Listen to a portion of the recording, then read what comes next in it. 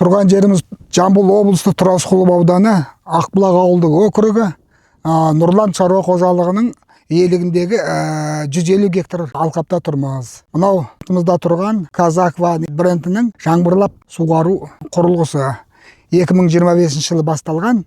Биыл Алла қаласа мінекей бәрін қосып жалғап электроэнергия 2 шақырым жерге электроэнергиясын тарттық, десятка дейді. Бәрін қойдық, учетчигін подключение.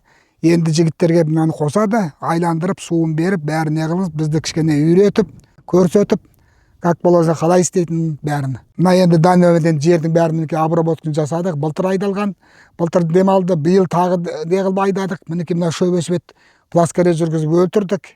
Казаква жаңбырлатып суғару машинасы ұзындығы 400 метр, 50 гектар алқапты суғарады. Енді бұған суды основной біз тоғаннан ешқандай не қазғамыз жоқ, сол тоғаннан аламыз. Биыл енді су бар ерде.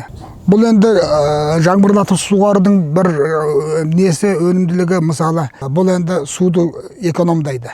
Суды ысырап қылмайды. Жағы дәлдеген жеріне тастайды, сай-салаға қашпайды сулар. Өнен кейін 50 гектарды біз қолмен арықпен суғарсақ, оған құрығанда бір 15 күн кетеді. Мынаны біз ары кетсе 2-3 тәулікте біз суғара аламыз. Жаңбырлатып, өзі айданып, жүретін несіне қойып, балолысын. Бұның ерекшелігі сол. Союз тарағаннан кейін шаруа қожалығын ашқанбыз 92-лерде. Содан бері мінекей бізде основной мал жағымен айланыстық. Одан мына жермен айланыса бастадық. Бүткіл техникамызды түгендедік.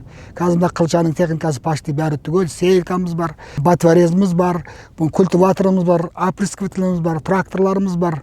Енді тек қана бір комбайн ғана. Егер де қосып 100 гектарге жетіп жатсақ, Алла қаласа жақсы комбайндардың біреуін аламыз. Жұмыс істеуге көп мүмкіншілік беріп жатқан Казаква несін әкеп жатқан компания. Одан кейінгі мынау әкімшілік рахмет, осындай бізге мүмкіншілік беріп, осындай жағдайымызға қарап, кішкене қаржылық жағынан да беріп, көктемгі егіске кең дала деген программа 2-мен беріп жатыр. Онда алып жатырмыз. Сонымен мінекей осы ісімізді кішкене жүргізіп жатырмыз.